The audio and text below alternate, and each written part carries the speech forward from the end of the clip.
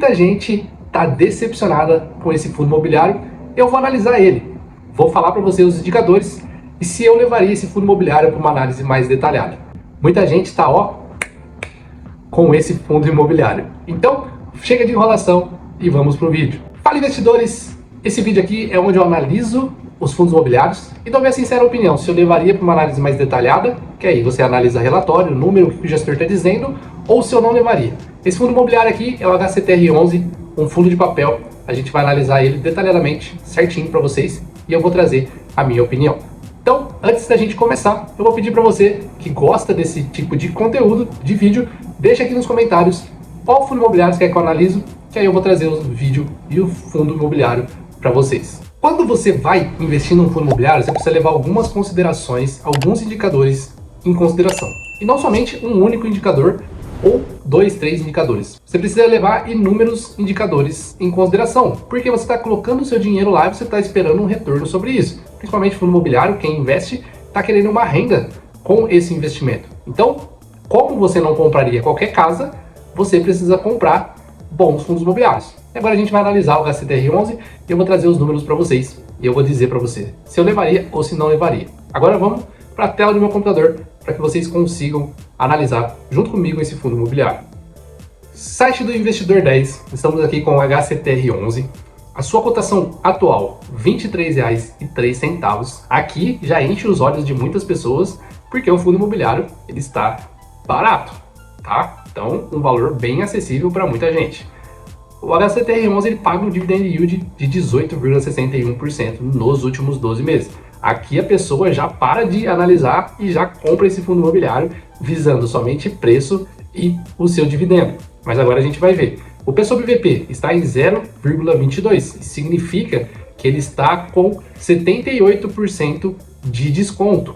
Isso mesmo, 78% de desconto. Aqui, a liquidez média diária desse fundo imobiliário é de 825 mil. Então, a sua variação nos últimos 12 meses foi menos 4,52. Aqui, vamos puxar a sua cotação nos últimos 5 anos. Aqui o fundo imobiliário, ele saiu de 2020 em R$ 59,64, subiu no seu preço histórico de R$ 83,59 e hoje está custando R$ 22,50. Isso significa que se você tivesse investido R$ 1.000 nesse fundo imobiliário, mesmo reinvestindo os dividendos, você teria R$ 406,59. Ele é um fundo de papel, taxa de administração de 0,21, 142 mil cotistas e o valor que realmente ele deveria custar é de R$ 102,50. O seu último rendimento foi de 28 centavos. Valor patrimonial de 2,26 bilhões. Dividend yield do HCTR11, ele paga desde 2019, ele saiu de 1,23 para 1,13 atualmente. Então, a porcentagem do seu dividendo mensal. Aqui a gente consegue ver a média de pagamento do HCTR11. Então, em 2019, R$ 1.301,37 e hoje ele paga 0,28. Bom, então o que eu queria trazer de ponto de atenção para vocês aqui do HCTR11 para depois a gente discriminar ele certinho. R$ 23,00 é um preço bem bacana, acessível para as pessoas, um dividend yield pagando mais de 18% nos últimos 12 meses e super descontado. Porém, ponto de atenção aqui que eu já ligaria um sinal de alerta.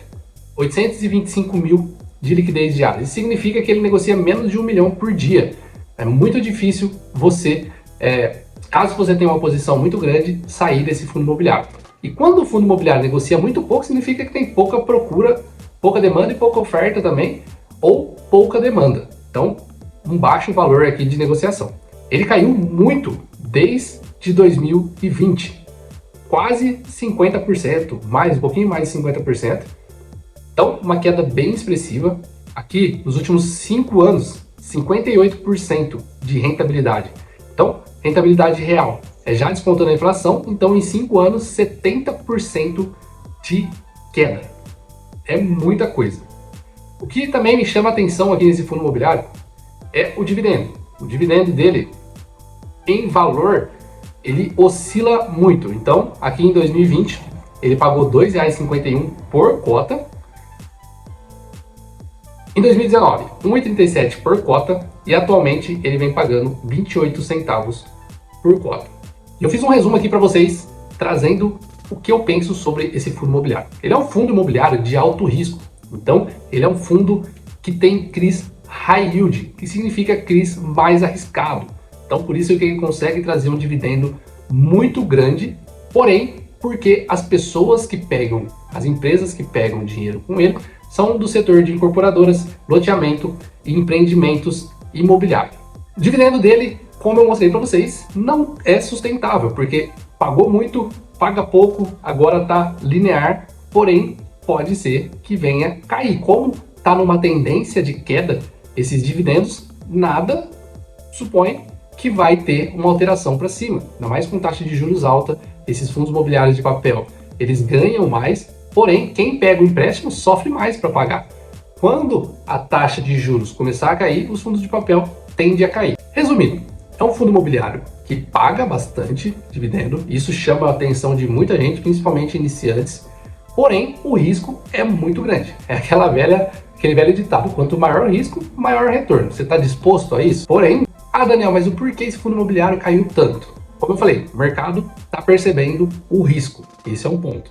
Está cada dia mais difícil. Então, a economia está girando menos, cada vez mais pessoas estão ficando inadimplentes, não estão pagando os seus empréstimos e o mercado ele está vendo tudo isso, então ele joga a cota lá para baixo. E agora o que você faria?